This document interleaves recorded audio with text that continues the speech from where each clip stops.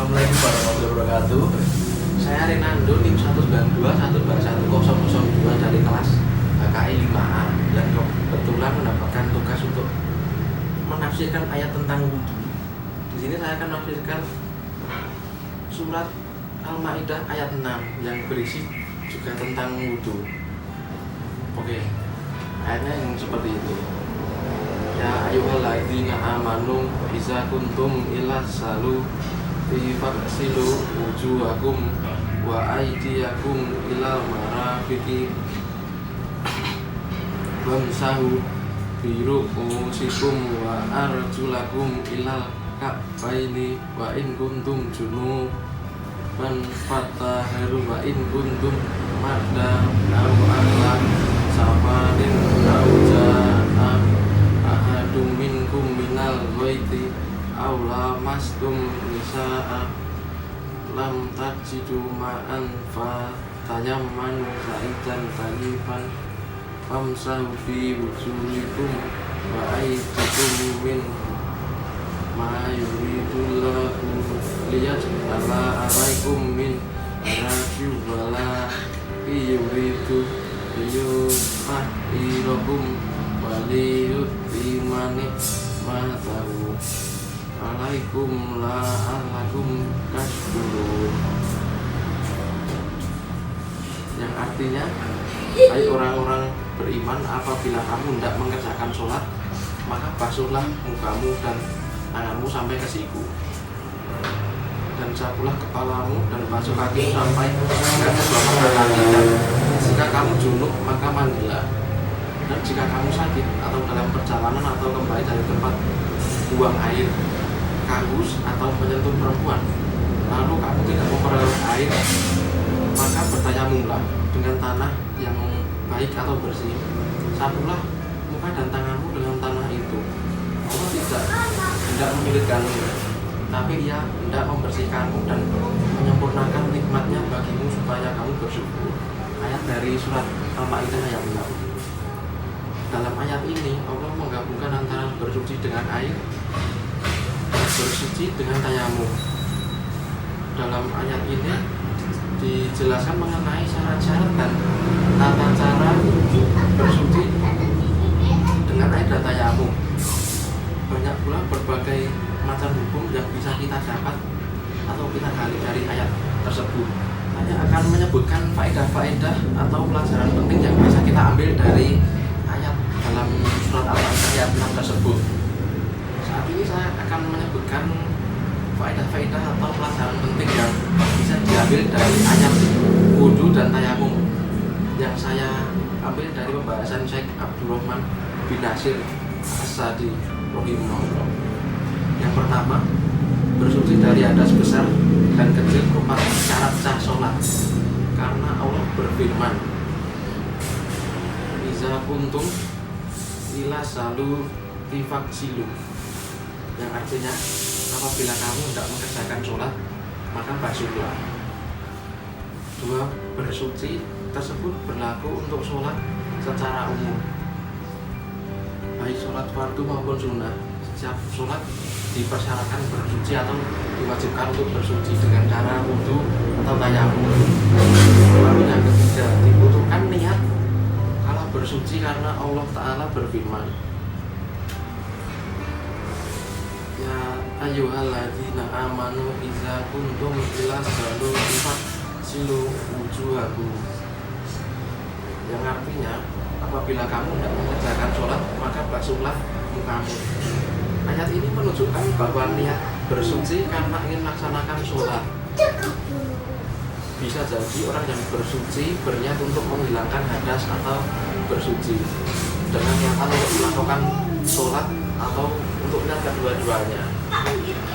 Yang keempat, ketika wudhu mensucikan hadas asghar, hadas kecil, maka batasan wajah adalah dari bagian yang menonjol di samping telinga kanan atau kiri, dan dari tumbuhnya rambut kepala yang normal dari atas sampai ke dagu atau tempat tumbuhnya jenggot. Adapun tangan yang dibasuh adalah hingga siku atau hingga sini. Sedangkan kaki hingga mata kaki wajib terkena basuhan. Sedangkan untuk kepala diusap seluruhnya karena perintah ini ada dalam ayat. Jadi yang dimaksud adalah mengusap seluruh kepala bukan bagiannya. Yang kelima, berurutan dalam membasuh dan mengusap, yaitu dari membasuh wajah, membasuh tangan hingga siku, mengusap kepala dan mensucikan kaki hingga batasannya mata kaki. Keempat, anggota wudhu ini wajib berurutan, itu adalah salah satu syarat karena Allah menjadikan basuhan ini di antara satu usapan. Ini menunjukkan mesti berurutan antara membasuh anggota badan saat berwudu atau sebelum melakukan sholat. Syarat dari wudu antara lain, pertama, dikerjakan dengan air mutlak. Kedua, mengalirkan air atas anggota badan yang dibasuh. Yang ketiga, tidak ada sesuatu pada anggota yang dapat mengubah air, yaitu perubahan yang merusakkan nama air mutlak itu. 4.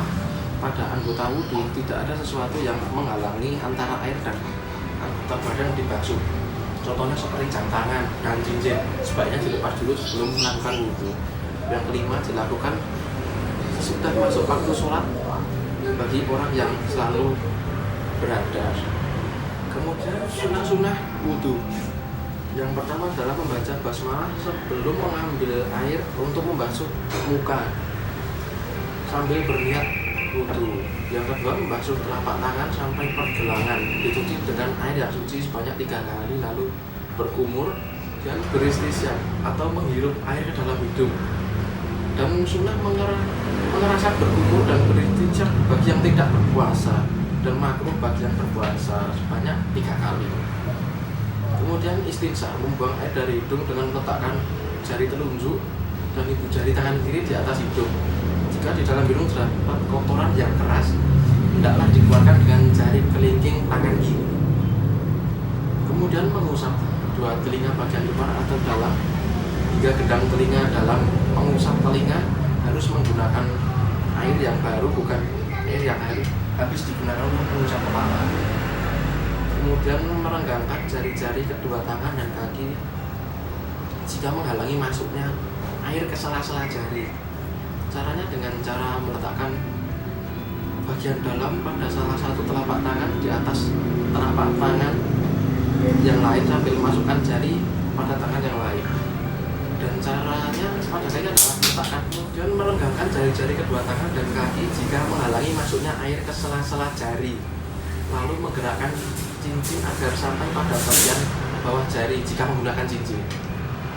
Kemudian mendahulukan anggota kanan jika membasuh tangan atau kaki. Memulai dengan ujung anggota, yaitu membasuh wajah bagian atas sampai bawah dan membasuh kedua tangan mulai jari sampai siku. Mengusap kedua kepala mulai memberikan basuhan pada anggota yang wajib seperti wajah, tangan, dan kaki. Lalu membasuh kedua atau 3 kali dalam segala hal kecuali bila sudah merata. Yang terakhir adalah menghadap kiblat. Jika kurang jelas, bisa disimak video tentang wudhu seperti ini. Jangan lupa, karena Rasulullah SAW menjelaskan tidak sah wudhu seorang kalau tidak dimulai dengan basmalah. Dan basmalah mesti dilafazkan. Boleh bismillah dan boleh bismillahirrahmanirrahim. Kemudian kita mengambil air wudhu dan kita jaga tidak boleh mubazir saat kita melaksanakan wudhu. Kita mencucikan tangan kita dari ujung-ujungnya, jari-jarinya antara jari, tolong dijaga. Ini perlu sangat diperhatikan. Kemudian yang kedua, kita langsung murdi mulut kita sama hidung kita. Boleh 3 kali, itu menjadi sunnah. Kalau cukup dengan sekali, itu menjadi wajib. Dan kalau kita menjaga wajib dan sunnah, itu sudah luar biasa untuk menyempurnakan wudhu kita. Kemudian kita lanjut dengan ayat yang sudah dijelaskan dalam Al-Quran, Suratul Ma'idah, ayat yang ke-6 atau surah yang ke-5, ayat yang ke-6, kita menyucikan muka kita. Tapi untuk mencuci muka, tolong diperhatikan dari ujung kepala, dari atas sampai ke bawah. Bukan hanya muka bagian depan saja, tapi bisa menyentuh juga telinga kanan kiri. Itu sudah namanya muka dan sempurna. Dari atasnya sampai ke bawah. Itu cukup 3 kali. Kemudian habis itu kita mengambil air dari ujung jari sampai ke sikunya. Siku itu jadi disempurnakan, dan tolong diperhatikan, harus disisihkan tangan yang kanan sempurna 3 kali baru pindah ke kiri. Tidak boleh sekali kanan sekali kiri, sekali kanan sekali kiri, itu tidak dibolehkan. Kemudian kita cukup dibasahin tangan, tidak perlu kita ambil banyak air, cukup hanya basahin tangan untuk bagian kepala. Bagaimana kita usap kepala kita? Mulai dari bagian depan sampai ke pertama posisi leher kita. Tidak perlu kita baling ke belakang sambil kita sempurnakan leher, tidak perlu. Cuma bagian atasnya aja sudah cukup. Biarpun rambutnya panjang tidak menjadi masalah. Jadi cukup dalam basahin, kemudian kita ambil dari depan kepala sampai ke belakang, kemudian balik lagi. Cukup hanya 1 kali saja. Itu yang sempurna. Di mazhab Imam Syafi'i membolehkan bagian daripada kepala. Basahin tangan kita, kemudian kita usap bagian depan, yang termasuk ini juga kepala, karena Allah SWT menjelaskan famsahu biru'usikum. Di sini tafsiran biru'usikum, apakah kepala sempurna atau bagian, dua-duanya boleh. Kemudian bisa dibasahin jarinya, tidak perlu tangannya semua, hanya jarinya dibasahin kembali. Kemudian untuk usap telinga kita kanan kiri, bisa dimasukin bagian, kemudian dari belakangnya untuk membersihkan. Ini semua untuk menjaga kesempurnaan wudu yang sudah dianjurkan dan diajarkan oleh Nabi kita Nabi Muhammad sallallahu alaihi wasallam. Kemudian yang terakhir, kita bisa mencucikan bagian kaki kita. Tapi yang perlu kita perhatikan, tidak cukup hanya kita basahin kaki kita atau kita siram air di bagian kaki kita, tapi tidak perlu, istilahnya kalau boleh dipicit ya, bukan diusap ya, dari bagian jarinya, antara jari, karena banyak tersimpan kotoran, kita tidak pernah perhatikan. Ini juga salah satu sebab yang membawa kita atau tidak menjadikan wudhu kita sempurna. Jadi perlu kita menjaga bagian kaki, bukan hanya dibawakan air atau disiram air, tapi kita juga harus gosok antara jari, kemudian khususnya bagian belakang. Bahkan Rasulullah SAW sudah menancam di hadis yang sahih, wailul lil a'qabi minan nar, celaka bagi orang-orang yang tidak menjaga wudu sampai ke belakang mata kakinya. Ini kan ancaman berat, bahkan diancam dengan neraka, na'udzubillah. Oleh karena itu kita pasti jaga, karena ini juga saat kita menjaga wudu, bukan hanya terjamin ampunan dosa, tapi tambah lagi mendapatkan cahaya yang sempurna. Di atasnya lagi salat kita pun menjadi sah. Begini sudah kita sempurnakan wudu kita dan selesai doa. Saat kita selesai wudu kita, jangan melupakan bawa doa Nabi kita Nabi Muhammad sallallahu alaihi wasallam. Presentasi dari saya Rinaldo NIM 1 dan 2 21002 dari kelompok 1 yang membahas tentang wudu. Untuk pertanyaan atau tanggapan bisa disampaikan di kolom komentar pada grup WhatsApp. Terima kasih. Wassalamualaikum warahmatullahi wabarakatuh.